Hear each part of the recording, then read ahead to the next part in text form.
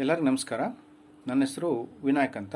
ನಾನು ವೈಯಕ್ತಿಕವಾಗಿ ಹಾಗೂ ಶ್ರೀ ಅರಬಿಂದೋ ಸಂಸ್ಥೆ ಪಾಂಡಿಚೇರಿ ಇವರ ಪರವಾಗಿ ತಮ್ಮೆಲ್ಲರನ್ನು ಈ 3 ನಿಮಿಷದ ವಿಡಿಯೋಗೆ ಸ್ವಾಗತಿಸ್ತಾ ಇದ್ದೀನಿ.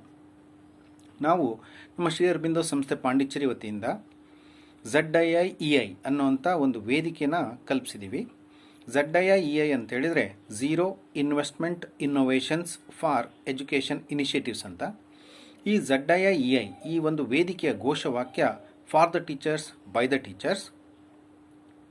ಈ ನಾವು ZIIEI ಈ ವೇದಿಕೆ ಅಡಿನಲ್ಲಿ ದೇಶಾದ್ಯಂತ ಸರ್ಕಾರಿ ಶಿಕ್ಷಕರ ನಡುವೆ ನಮ್ಮ ಈ ಮಾಹಿತಿ ವಿನಿಮಯ ಆಗಲಿ, ನಾಲೆಡ್ಜ್ ಶೇರಿಂಗ್ ಆಗಲಿ, ಐಡಿಯಾ ಶೇರಿಂಗ್ ಆಗಲಿ ಅನ್ನೋಂಥ ಉದ್ದೇಶವನ್ನು ಇಟ್ಕೊಂಡು ನೆಟ್ವರ್ಕ್ ಥರ ಕೆಲಸ ಮಾಡ್ತಾಯಿದ್ದೀವಿ.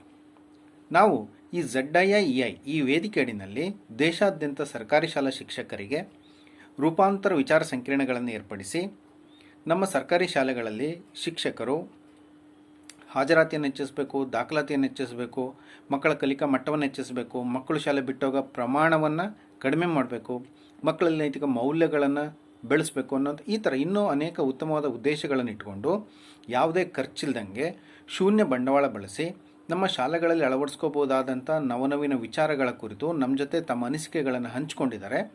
ನಾನು ಆ ವಿಚಾರಗಳನ್ನು ತಮ್ಮ ಜೊತೆ ಹಂಚ್ಕೊಳ್ಳೋಕ್ಕೆ ಬಯಸ್ತಾ ಇದ್ದೀನಿ. ಇವತ್ತು ನಾನು ತಮ್ಮ ಜೊತೆ ಹಂಚ್ಕೊಳ್ತಾ ಇರೋವಂಥ ವಿಚಾರ ಯಾವುದು ಅಂತೇಳಿದರೆ, ಹೊಸ ವಿಧಾನದಿಂದ ಬೋಧನೆ ಅನ್ನುವಂಥ ಕೇಸ್ ಸ್ಟಡಿಯ ಅಡಿನಲ್ಲಿ ಬರುವಂಥ ಕ್ವಶ್ಚನ್ 1 ಆನ್ಸರ್ ಮೆನಿ, ಒಂದು ಪ್ರಶ್ನೆ ಹಲವು ಉತ್ತರಗಳು ಅನ್ನುವಂಥ ಒಂದು ನವನವೀನ ವಿಚಾರ. ಈಗ ನಮಗೆಲ್ಲರಿಗೂ ತಿಳಿದಿರೋ ಹಾಗೆ ನಮ್ಮ ಸರ್ಕಾರಗಳು, ರಾಜ್ಯ ಸರ್ಕಾರಗಳು ಮತ್ತು ಕೇಂದ್ರ ಸರ್ಕಾರ ಮಕ್ಕಳಿಗೆ ಅನೇಕ ಸೌಲಭ್ಯಗಳನ್ನು ನೀಡ್ತಾ ಇದೆ. ಸ್ಕಾಲರ್ಶಿಪ್ ಕೊಡ್ತಾ ಇದೆ, ಮಧ್ಯಾಹ್ನ ಬಿಸಿ ಊಟ ಕೊಡ್ತಾ ಇದೆ, ಯೂನಿಫಾರ್ಮ್ಗಳು ಫ್ರೀಯಾಗಿ ಕೊಡ್ತಾ ಇದ್ದಾರೆ, ಶೂಸು, ಸಾಕ್ಸು, ಬೈಸಿಕಲ್ಲು, ಈ ಥರ ಅನೇಕ ಸೌಲಭ್ಯಗಳನ್ನು ಕೊಟ್ಟರೂ ಕೂಡ ನಾವು ಹೊಸ ವಿಧಾನಗಳನ್ನು ಬಳಸಿ ಬೋಧನೆ ಮಾಡೋದ್ರಿಂದ ಮಾತ್ರ ಮಕ್ಕಳಲ್ಲಿ ಕಲಿಕೆ ಬಗ್ಗೆ ಆಸಕ್ತಿ ಮೂಡಿಸಲಿಕ್ಕೆ ಸಾಧ್ಯ, ಹಾಜರಾತಿ ಮತ್ತು ದಾಖಲಾತಿಯನ್ನು ಹೆಚ್ಚಿಸಲಿಕ್ಕೆ ಸಾಧ್ಯ ಅನ್ನೋವಂಥದ್ದು ನಮಗೆಲ್ಲರಿಗೂ ತಿಳಿದಿರುವಂಥ ವಿಚಾರ.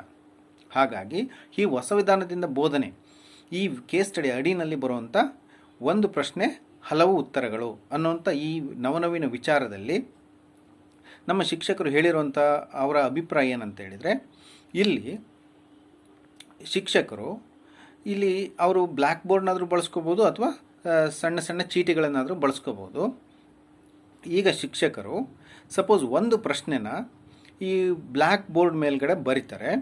ಈಗ ಪ್ರತಿಯೊಬ್ಬ ಮಗುನೂ ಕೂಡ ಒಂದೊಂದು ಹಾಳೆನಲ್ಲಿ ತನ್ನ ಉತ್ತರಗಳನ್ನು ಬರೆಯುತ್ತೆ. ಈಗ ನಮಗೆಲ್ಲರಿಗೂ ಗೊತ್ತಿರೋ ಹಾಗೆ ಒಂದೊಂದು ಮಗುಗೂ ಒಬ್ಬ ಮಗು ಮತ್ತೊಂದು ಮಗು ಅಂದರೆ ಪ್ರತಿ ಮಗುನಲ್ಲೂ ತನ್ನದೇ ಆದ ಡಿಫ್ರೆನ್ಸ್ಗಳು ಇರ್ತವೆ.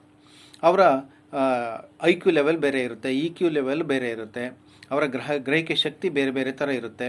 ಹಾಗಾಗಿ ಎಲ್ಲರೂ ನಾವು ಕಲಿಸಿದಂಥ ಪಾಠನ ಒಂದೇ ಥರ ಅರ್ಥ ಮಾಡ್ಕೊಂಡಿರೋದಿಲ್ಲ, ಅಥವಾ ಅರ್ಥ ಮಾಡ್ಕೊಂಡಿದ್ದನ್ನು ಒಂದೇ ಲೆವೆಲ್ಲಿಗೆ ಅದನ್ನು ನೆನಪಿಟ್ಕೊಂಡಿರೋದಿಲ್ಲ ಅನ್ನೋಂಥದ್ದು ನಮಗೆಲ್ಲರಿಗೂ ಗೊತ್ತಿರೋಂಥ ವಿಚಾರ. ಈಗ ಪ್ರತಿಯೊಂದು ಮಗು ಬರೆಯುವಂಥ ಉತ್ತರಗಳು ಸ್ವಲ್ಪ ಸ್ವಲ್ಪ ಸ್ವಲ್ಪ ಸ್ವಲ್ಪ ವ್ಯತ್ಯಾಸ ಇರಲಿಕ್ಕೆ ಸಾಧ್ಯತೆ ಇದೆ ಅನ್ನೋಂಥದ್ದು ನಮಗೆಲ್ಲರಿಗೂ ತಿಳಿದಿರುವಂಥ ವಿಚಾರ. ಹಾಗಾಗಿ ಸ್ವಲ್ಪ ಸಮಯವನ್ನು ಕೊಟ್ಬಿಟ್ಟು ಈಗ ಶಿಕ್ಷಕರು ಪ್ರತಿಯೊಂದು ಮಗು ಬರೆದಿರುವಂಥ ಉತ್ತರವನ್ನು ಮಗುವಿನಿಂದನಾದರೂ ಹೇಳಿಸ್ತಾರೆ, ಇಲ್ಲ ತಾವಾದರೂ ಆ ಚೀಟಿಗಳನ್ನ ಅಂದರೆ ಆ ಪ್ರತಿಯೊಬ್ಬ ಮಗುವಿನಿಂದನೂ ಒಂದೊಂದು ಆ ಹಾಳೆಗಳನ್ನು ಕಲೆಕ್ಟ್ ಮಾಡಿ ತಾವಾದರೂ ಓದಿ ಇನ್ನೊಂದು ಸಾರಿ ಮಕ್ಕಳಿಗೆ ಪುನರ್ಮನನ ಮಾಡಿಸ್ತಾರೆ. ಇದರಿಂದ ಮಕ್ಕಳಿಗೆ ತಮಗೇನೇ ಡೌಟ್ಸ್ ಇದ್ರೆ ಕ್ಲಿಯರ್ ಮಾಡ್ಕೊಳ್ಳೋಕೆ ಅನುಕೂಲ ಆಗುತ್ತೆ, ಮತ್ತು ಪಾಠದ ಪುನರ್ಮನನ ಆಗುತ್ತೆ, ಮತ್ತು ಮಕ್ಕಳಲ್ಲಿ ಕಲ್ತಿದ್ದು ಈಗ ಪುನರ್ಮನನ ಆಗೋದ್ರಿಂದ ಅವರು ಬೇಗ ಮರೆಯೋದಿಲ್ಲ ಅನ್ನೋವಂಥದ್ದು. ಈ ಥರ ಎಲ್ಲ ಅನೇಕ ಅನುಕೂಲತೆಗಳಿದ್ದಾವೆ ಅನ್ನೋವಂಥದ್ದು ಶಿಕ್ಷಕರು ನಮ್ಮ ಜೊತೆ ಹಂಚ್ಕೊಂಡಿರುವಂಥದ್ದು. ಇದರಿಂದ ಮಕ್ಕಳಲ್ಲಿ ಕಲಿಕೆ ಬಗ್ಗೆ ಆಸಕ್ತಿ ಮೂಡಿಸ್ಬೋದು ಮತ್ತು ಮಕ್ಕಳ ಕಲಿಕಾ ಮಟ್ಟಕ್ಕೆ ಕೂಡ ಹೆಚ್ಚುತ್ತೆ ಅನ್ನುವಂಥದ್ದು ಶಿಕ್ಷಕರು ನಮ್ಮ ಜೊತೆ ಹಂಚ್ಕೊಂಡಿರುವಂಥ ವಿಚಾರ. ಧನ್ಯವಾದಗಳು.